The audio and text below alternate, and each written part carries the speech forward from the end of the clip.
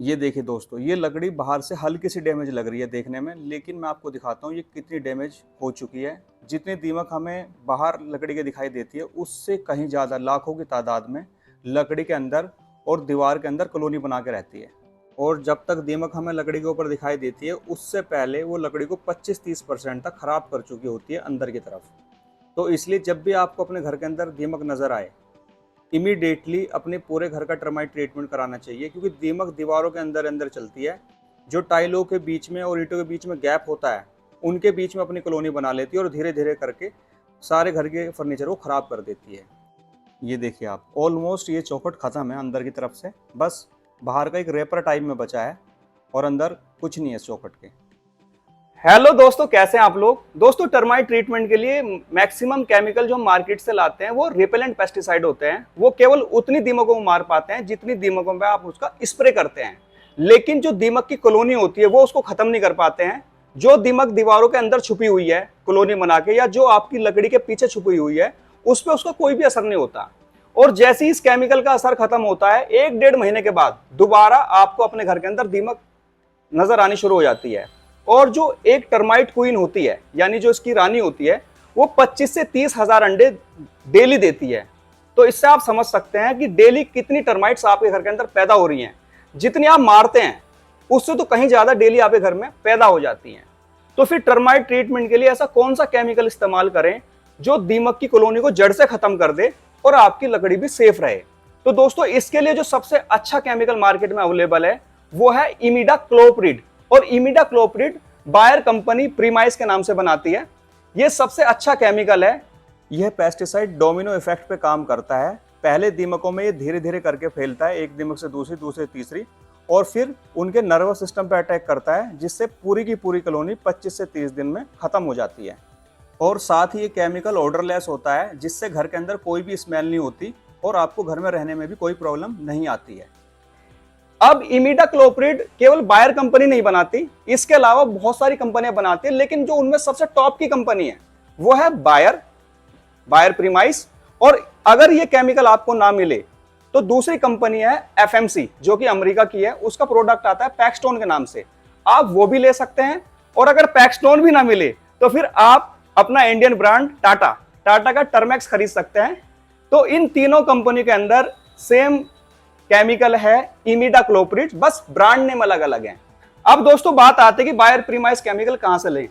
दोस्तों, मोस्टली तो जो केमिकल है ये आपको पेस्टिसाइड की शॉप या बीज भंडार में मिल जाएगा। अगर आपको वहां ना मिले तो मैंने इस पेस्टिसाइड का लिंक वीडियो के नीचे डिस्क्रिप्शन में दे दिया है, आप इसको अमेजोन से परचेज कर सकते हैं। दोस्तों, एक चीज मैं आपको और क्लियर कर देता हूं, बायर कंपनी ने अपना सारा पेस्टिसाइड का जो बिजनेस है वो एक नई कंपनी बना के एनव्यू के नाम से उसके अंदर शिफ्ट कर दिया है। तो आने वाले टाइम में जो प्रीमाइस केमिकल है या बायर कंपनी के जितने भी पेस्टिसाइड हैं वो आपको एनव्यू कंपनी के नाम से मिलेंगे। ब्रांड नेम तो सेम रहेंगे, बस बायर की जगह आपको एनव्यू मिलेगा। जैसे मैं आपको एक नई बोतल दिखाता हूं, इसकी एक नई बोतल आई है मेरे पास में, ये देखिए, ये इसकी नई बोतल है।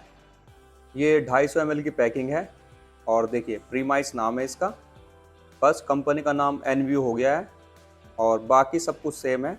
ये केमिकल डोमिनो इफेक्ट पे काम करता है और ऑर्डरलेस है। और इसका जो कैप है वो ब्लू कलर से पर्पल कलर का कर दिया गया है, तो थोड़े से चेंजेस करिए हैं नई ब्रांडिंग के साथ में। और ये इसका मेजरमेंट कैप है, इसके थ्रू आप केमिकल को नाप के यूज़ कर सकते हैं। बस आपको प्रीमाइस नाम देखना है, चाहे वो बायर के नाम से मिले या वो एनव्यू के नाम से मिले, आपको ले लेना है। सबसे बेस्ट प्रोडक्ट है ये। अब देखिए, आपने मान लो प्रोडक्ट तो ये खरीद लिया, लेकिन इसको भी यूज करने का तरीका होता है। अगर आप इसको उस तरीके से यूज नहीं करेंगे तो आपको बिल्कुल भी मनचाहा रिजल्ट नहीं मिलेगा। तो अब इस प्रोडक्ट को यूज कैसे करना है, इसके लिए मैं आपको अपनी एक साइट पे लेके चलता हूं और वहां मैं आपको पूरा डेमो करके दिखाऊंगा कि इस प्रोडक्ट को कैसे यूज करना चाहिए। ठीक है दोस्तों, चलते हैं साइट पे। दोस्तों, ये है दिल्ली का पोश एरिया कालकाजी, और टर्माइट किसी के साथ भी भेदभाव नहीं करती है, चाहे कोई अमीर हो चाहे गरीब हो, सबको समान नज़रों से देखती है। ये खास बात है टर्माइट की। अभी हम लोग 3rd फ्लोर पे हैं और ये देखिए यहाँ पर चौखट के अंदर कितनी दीमक है, और इस तरह से पूरे घर में दीमक है, अलमारियों के अंदर भी है। तो हम पूरे घर का टर्माइट ट्रीटमेंट यहाँ पर करने वाले हैं, क्योंकि दीमक का पता ही तब चलता है जब कोई लकड़ी 25-30% अंदर से ख़राब हो जाती है। ये हैमर ड्रिल मशीन है जिसके थ्रू हम पूरे घर के अंदर होल करेंगे। यहाँ पर हम 210 mm लंबी और 8 mm मोटी ड्रिल बिट यूज़ कर रहे हैं, जिससे कि होल गहरा हो और केमिकल डालने पे आसपास की ईंटों के बीच में अच्छी तरीके से केमिकल फैल जाए। होल हमेशा 1-1 फीट के डिस्टेंस और 45 डिग्री के एंगल से करना चाहिए। उसके दो फायदे होते हैं, एक तो होल प्रॉपर सेंटर में जाता है दीवार के, और दूसरा जब हम केमिकल डालते हैं तो केमिकल प्रॉपर तरीके से अंदर ही चला जाता है, बाहर की तरफ नहीं निकलता, और साथ ही दीवार के बेस के सारे एरिया को अच्छी तरीके से कवर कर लेता है, जिससे कि दीमक को एंटर करने का मौका नहीं मिलता और दीमक बाहर के बाहर ही खत्म हो जाती है। ऐसे ही हम सभी डोर फ्रेम्स और विंडो के फ्रेम्स में होल करेंगे 45 डिग्री के एंगल से।